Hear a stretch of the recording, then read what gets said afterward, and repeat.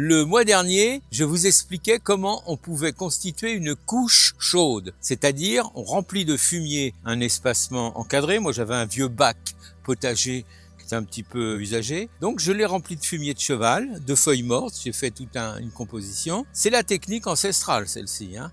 C'est comme ça qu'au temps de Louis XIV on faisait pousser des fraises, vous voyez, peut-être même avant. Donc en réalité, on fait comme ça.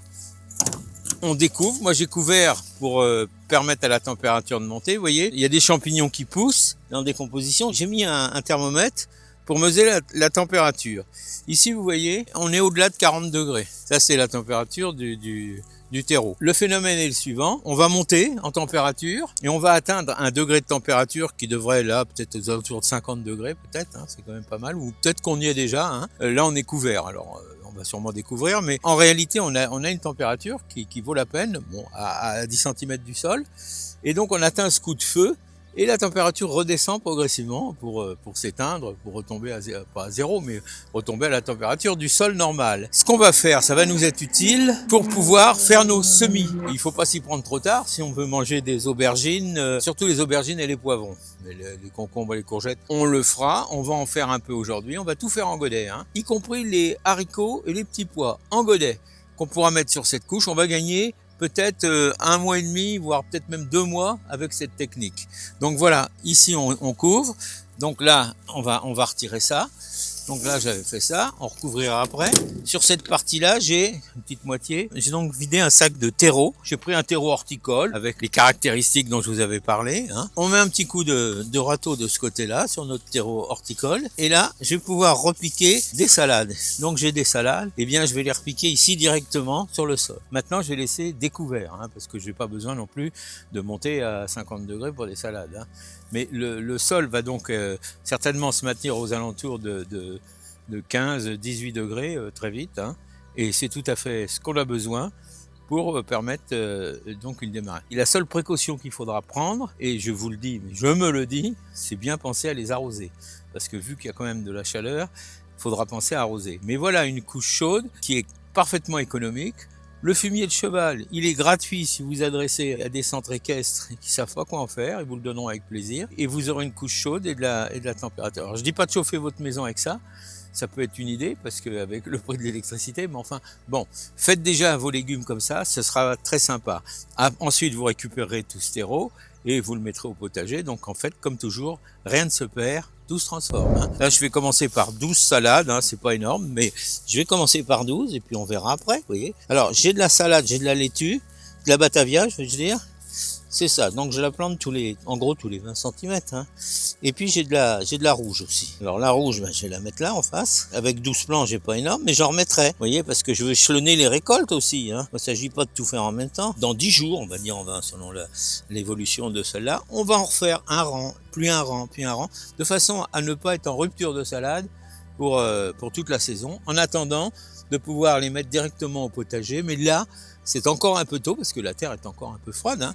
Donc il faut quand même, là on compense la fraîcheur de la terre avec ça, notre fumier de cheval là, et notre sac de terreau. Et donc la phase finale de ce repiquage, comme d'habitude, on arrose avec de l'eau de pluie si on en a, c'est mon cas.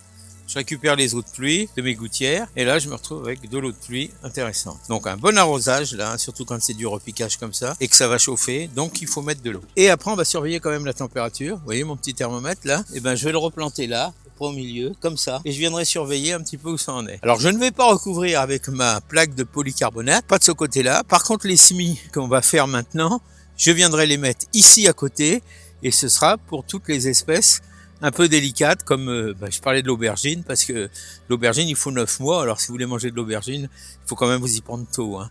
Les poivrons, les aubergines, tous ces légumes là. Donc on va en faire, mais on va échelonner un petit peu nos travaux pour nous permettre d'avoir et puis d'attendre que notre potager soit vraiment disponible pour recevoir ses repiquages définitifs. Maintenant on va procéder au premier semis de l'année d'ailleurs, pour le printemps. Alors on a fait une sélection, il faut penser à tout ce qui est un petit peu long à venir. Si on veut vraiment récolter, il faut s'y prendre de bonne heure, hein. C'est le cas surtout des aubergines. Il faut 9 mois, hein, pour les aubergines, donc vous voyez qu'il faut vraiment s'y prendre maintenant si on va avoir des chances d'en avoir. En ce qui concerne les courges et les courgettes, eh bien, on va démarrer. On va semer du chou-fleur aussi, parce que là aussi, il faut un petit peu de temps. On peut le récolter en juillet. Le cerfeuil, parce que lui, on peut le semer toute l'année. La laitue, on va en faire pour en avoir aussi, pour prendre la suite de ce qu'on vient de repiquer, là, bien sûr. On a aussi le concombre. On va pas, ça on peut encore attendre un peu, mais on va en faire un petit peu. Et puis, le basilic, j'ai du fin et j'ai en vert, j'ai les deux. Et donc, on va semer aussi un petit peu tout ça pour avoir équilibré un petit peu. Et puis, dans 10 jours, on fera un semis. On va essayer de réunir les adeptes de la Lune, ceux qui jardinent avec la Lune et ceux qui ne le font pas. On est un peu dans la période pour les deux, donc on va le faire. On va bien voir les résultats parce que je vous ai dit, cette année sera une année comparative par rapport à ces deux techniques. Alors, tel que je vous l'ai dit, ce qui compte dans le terreau, c'est pas terreau semi-bouture, c'est bien parce que il est tamisé, il est traité d'avance.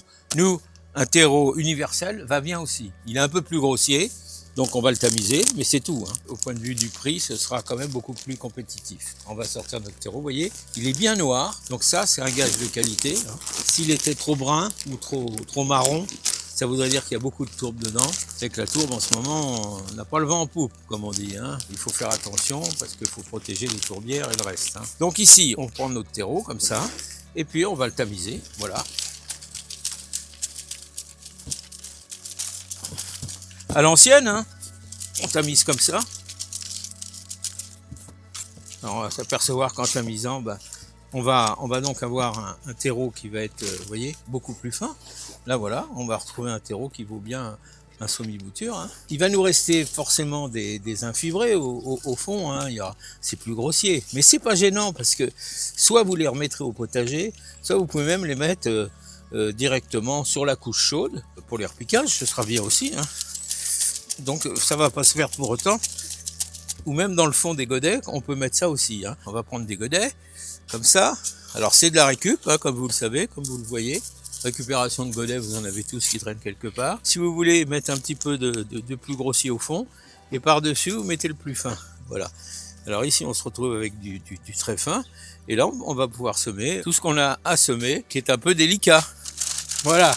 Bon, j'espérais trouver une pépite d'or là-dedans, mais j'en trouve pas. Alors, le meilleur trésor qu'on va trouver, ça va être nos légumes, vous inquiétez pas. J'ai la terre qui a été tamisée, les godets qui sont là, il n'y a plus qu'à faire. Et on va semer tout de suite. Alors on commence par l'aubergine barbantane. Pourquoi? Parce que la barbantane, elle est quand même assez intéressante et très résistante. Voilà, la graine n'est pas grosse, vous voyez. Donc on va faire 1, 2, 3. Je vais mettre que 3 graines par pot, puisque je vous l'ai dit. Ça va être le premier jet. On va en faire d'autres. Alors j'ai mis 3, il y en a peut-être 4. C'est pas très grave non plus, faut pas exagérer au millimètre. Mais il faut le faire à une, parce que sinon, si vous saupoudrez, comme on fait souvent avec les paquets de graines, là vous pourrez pas doser, vous en aurez beaucoup trop. Et il vous restera pas de graines pour la suite. Alors c'est pas le but. Donc on va avoir 7 godets de chaque chose. Une fois qu'on a semé, on refait un tout petit peu par-dessus, pas beaucoup. Un petit tassement. Bon, si on veut, pour mettre un tout petit peu de terreau si on estime que l'épaisseur de la graine, pas plus.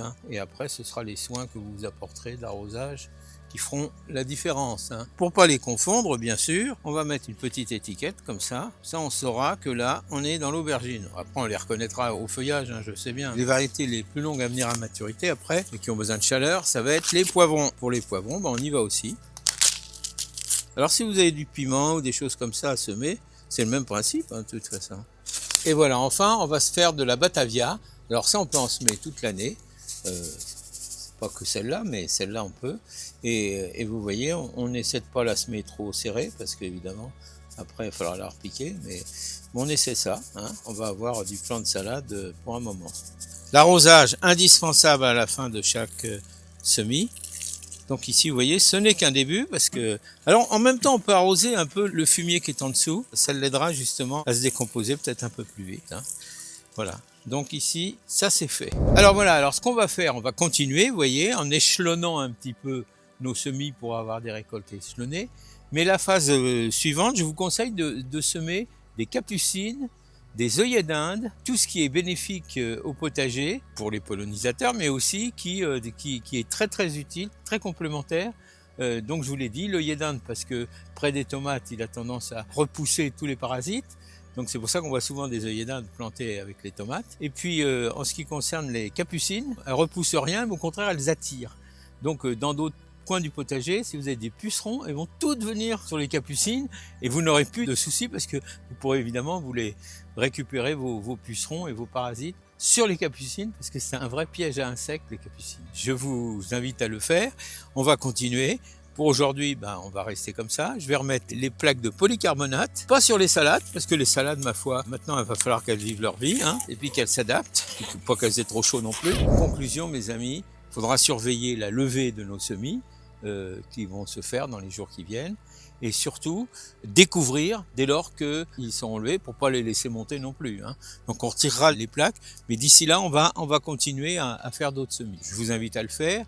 Si vous avez des questions, eh bien comme d'habitude, sur le site, moi je m'engage à vous y répondre. Et en attendant, je vous souhaite à tous un bon week-end et beaucoup de courage au potager, il y a du boulot.